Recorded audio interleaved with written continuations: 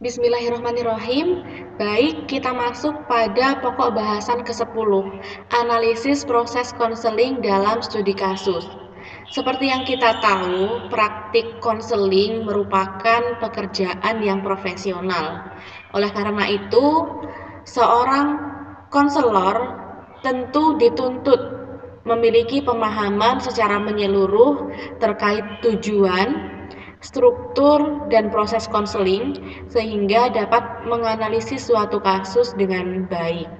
Nah, di sini ada beberapa hal yang utama untuk dikuasai seorang konselor. Pertama-tama, seorang konselor ini harus dapat membangun hubungan yang baik dalam proses konseling. Kemudian konselor juga dapat merespon perilaku verbal dan nonverbal klien dengan baik, dapat melibatkan klien dalam setiap pembicaraan. Jadi dalam proses konseling, apabila seorang konselor ini kesulitan atau tidak terlalu bisa melibatkan klien dalam berbicara, maka masalah yang dihadapi klien ini tidak segera kita tahu, sehingga untuk sampai pada treatment juga akan memerlukan waktu yang lebih lama. Selanjutnya, konselor harus dapat membuka awal konseling dengan baik. Jadi pada tahap awal konseling ini menjadi tahap yang urgent sekali dalam proses konseling karena akan menentukan berakhirnya juga.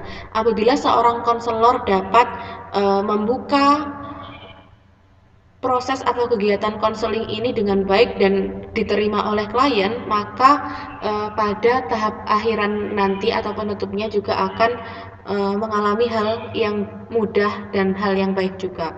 Selanjutnya, meningkatkan proses konseling sehingga mencapai tujuan. Seperti yang selalu saya katakan di depan, seorang konselor harus kaya akan ilmu, harus kaya akan pengetahuan, sehingga dalam proses pelaksanaan konseling ini banyak hal-hal baru yang dapat ditambahkan untuk mencapai tujuan yang telah ditetapkan bersama. Dan yang keenam adalah mengakhiri proses konseling.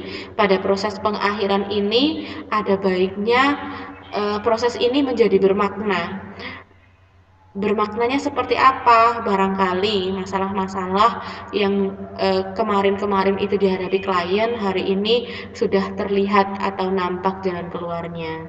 Sehingga klien merasa bahwa pelaksanaan proses konseling sampai akhir ini memiliki atau mendapatkan hasil sesuai dengan harapannya. Oke? Di sini saya akan lanjut pada analisis struktur konseling.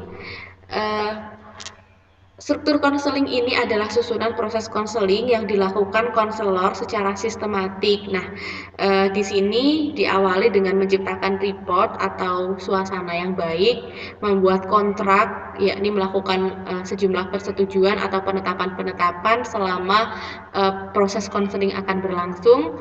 Yang ketiga, menemukan masalah. Setelah dirasa ada report dan telah membuat kontrak, maka konselor dapat mulai menggali masalah klien. Selanjutnya, setelah mendapatkan masalahnya, kita menentukan tindakan dan melakukan treatment. Selanjutnya, menghilangkan keluhan.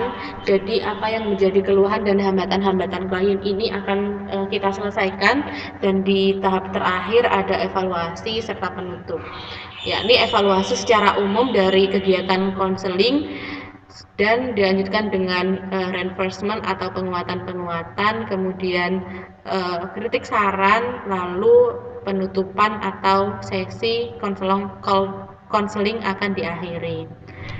Untuk yang kedua di sini ada analisis respon konselor. Jadi respon dalam konseling ini ada respon verbal dan respon nonverbal.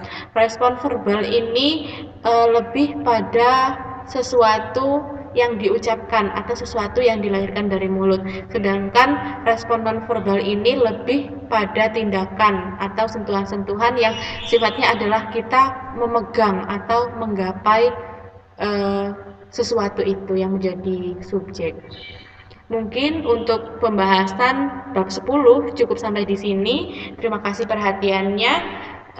Semoga berkenan. dan semoga bermanfaat. Kita bertemu pada topik bahasan yang selanjutnya.